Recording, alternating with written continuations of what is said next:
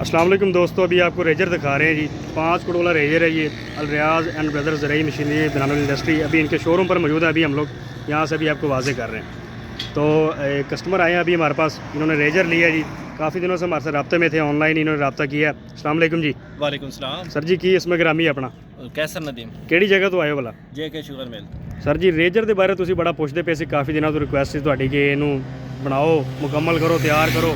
कैसा लगे रेजर जी पहले नंबर ਅਸੀਂ ਜਦੋਂ ਇਹਨੂੰ ਆਨਲਾਈਨ ਦੇਖਿਆ ਨਾ ਜੀ, ਸਾਨੂੰ ਇਹਦੀ ਪਰਫਾਰਮੈਂਸ ਅੱਛੀ ਲੱਗੀ। ਅੱਛਾ ਇੱਕ ਜੀ। ਨੰਬਰ, ਦੂਸਰਾ ਨੰਬਰ ਜੋ ਚੀਜ਼ ਤੁਸੀਂ ਆਨਲਾਈਨ ਜਾਂ ਵੀਡੀਓ ਦੇ ਵਿੱਚ ਦੱਸ ਰਹੇ ਹੋ ਉਹੀ ਮਟੀਰੀਅਲ ਉਹੀ ਚੀਜ਼ ਸਾਨੂੰ ਮਿਲੀ ਹੈ।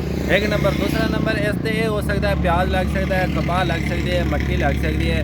इस तो अदरवाइज जो भी तुसी सब्जियां लाना चाहते हो ला सकते हो। सब्जियां फसलां हाँ जी। हुण तुसीं जाके लगानी है मकई जी। तीसरा हाँ जी मक्की लानी। तीसरा नंबर उन्होंने फार्मਰਾਂ वास्ते मेरा यही मशवरा है कि ਜਦੋਂ ਤੁਹਾਡਾ ਰਕਬਾ ਹਲਕਾ ਹੈ, ਕਮਜ਼ੋਰ ਹੈ, ਉਹਦੇ ਵਿੱਚ ਤੁਸੀਂ ਇਹ ਕਰਨਾ ਕਿ ਇਸ ਤੇ ਖੇਲ ਕੱਢ ਕੇ ਇਹਦੀ ਸਿੰਗਲ ਖੇਤ ਜਿਸ ਤਰ੍ਹਾਂ ਆਪਾਂ ਮੱਕੀ ਲਾਣੇ, ਇੱਕ ਸਾਈਡ ਤੇ 2 ਫੁੱਟ ਦਾ ਵਕਫਾ ਰੱਖ ਕੇ ਤੁਸੀਂ ਕਪਾਹ ਦਾ ਚੋਪਾ ਲਾ ਦੇਣਾ। अच्छा ਉਸ ਨਾਲ ਫਾਇਦਾ ਤੁਹਾਨੂੰ ਇਹ ਹੋਵੇਗਾ ਕਿ ਇਹ ਦੋਨੋਂ ਸਾਈਡ ਸਲਾਬਾ ਰੱਖੇਗੀ। अच्छा ਜਦੋਂ अच्छा ਆਪਾਂ 2 ਫੁੱਟ 2.5 ਫੁੱਟ ਬੈੱਡ ਕੱਢਣਾ ਹੈ ਨਾ, ਉਦੋਂ ਗਰਮੀ ਦੇ ਵਿੱਚ ਟੈਂਪਰੇਚਰ ਜ਼ਿਆਦਾ ਹੁੰਦਾ ਹੈ, ਖੁਸ਼ਕੀ ਮਨਾ ਜਾਂਦਾ ਹੈ।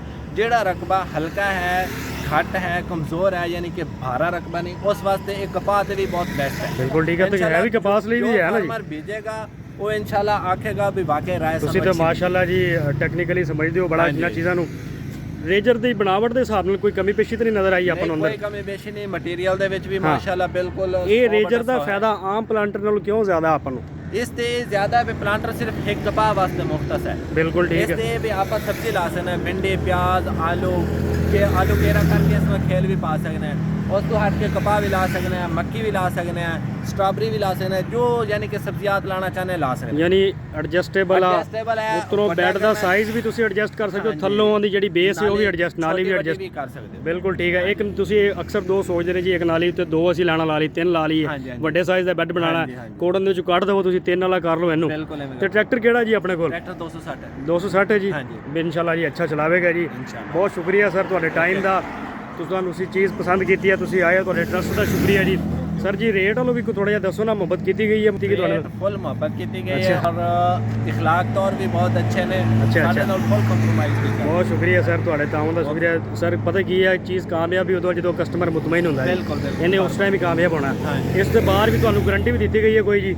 ਗਾਰੰਟੀ ਦੇ ਮੁਤਲਕਾ ਕੋਈ ਸ਼ੇਅਰ ਕੀਤੀ ਗਈ ਗਾਰੰਟੀ? मुतलका शेयर दी गई है कि ट्रैक्टर से बोझ पावे गाजी या 60 तेज तो छोटा ट्रैक्टर ना हो। हाँ हाँ ज़ाहिर है 5 घोड़ा वाला। ज़ाहिर गल है 5 घोड़ा। दूसरा नंबर है भी खाली पॉलिश करेगा, यानी नाली नु बिल्कुल मुकम्मल नपेगा, मिट्टी विच नहीं गिरेगी। बिल्कुल ठीक है। पानी आसानी नाल गुजरेगा, पानी कम लगेगा। बिल्कुल ठीक है जी। दिक्कत कोई नहीं होगी। बहुत शुक्रिया सर जी, ਤੁਸੀਂ ਸਾਨੂੰ ਟਾਈਮ ਦਿੱਤਾ। ਜਰੀਦ ਟਾਈਮ ਅਸੀਂ ਦਿਖਾ ਰਹੇ ਹਾਂ, ਆਮ ਪਲਾਂਟ ਤੋਂ ਜ਼ਿਆਦਾ ਬਿਹਤਰ ਹੈ ਜੀ ਇਹ।